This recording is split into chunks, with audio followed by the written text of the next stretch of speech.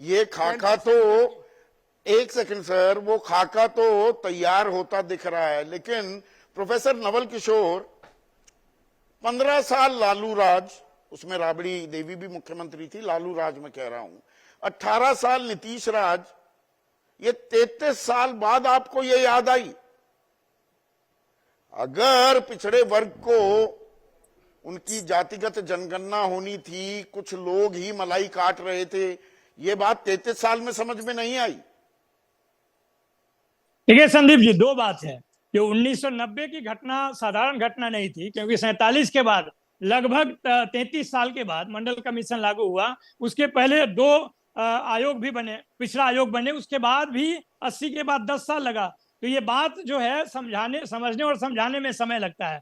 जो 1990 से लेकर जिसको लालू काल कर रहे हैं, उसमें देश में कोई भी विचारक हो, पत्रकार हो या सोचने समझने वाला हो, इस बात को खारिज नहीं कर सकता है कि सामाजिक न्याय का युग था। वो जो बहुत समय से पिछड़े थे, दबे हुए थे, वो सामने आकर और मुख्यधारा में आने को उनको मौका मिला।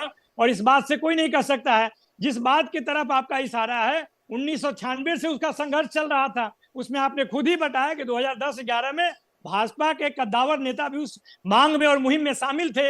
ये तो 2018 के बाद चरित्र परिवर्तन हुआ है, जिसमें वो कहते हैं कि बिहार राज्य में तो होना चाहिए लेकिन देश में नहीं होना चाहिए। बिहार राज्य की इकाई उसके साथ रहती है और उसमें सर्वदल रहते हैं। उसके बावजूद भी जो बिहार की भाजपा इकाई है, अपने केंद्र को समझा नहीं सकती थी, कम से कम पैसा तो दे दो कराने के लिए, वो भी नहीं करा सकती है। जब रिपोर्ट आता है तो अध्ययन की बात करती हैं। तो ये जो स्टेज बाय स्टेज है, मैं तो कह रहा हूं कि 1990 का दशक सामाजिक विकास का था, सामाजिक न्याय का था।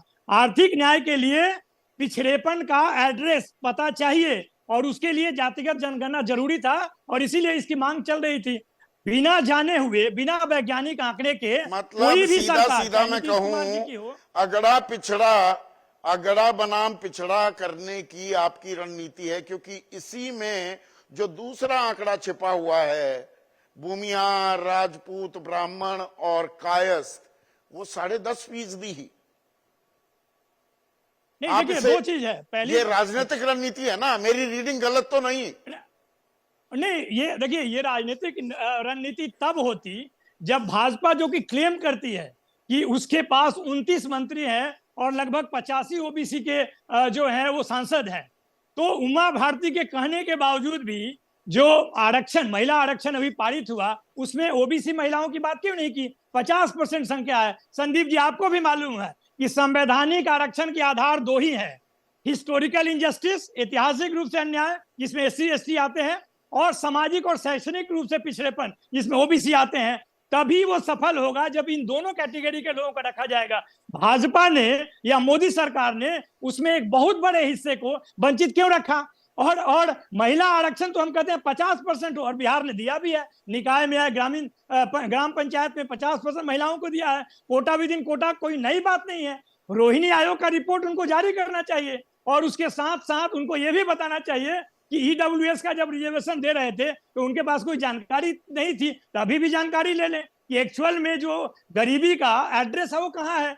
तो देखिए, जानकारी नहीं हासिल करना चाहते हैं, सिर्फ कह के सबका साथ सबका विकास लोगों को भरमाना चाहते हैं और उसके आधार पे वोट लेना चाहते हैं। उसके लिए ये काम नहीं करते हैं। ये जातिगत गैरबराबरी, ये आने वाला वक्त बताने वाला है। 1 minute Naval, 1 minute.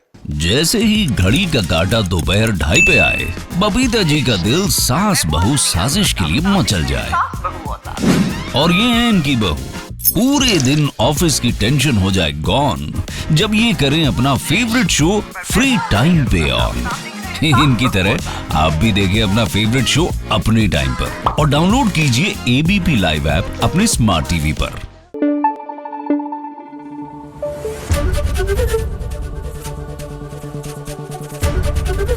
ABP news आपको रखे आगे।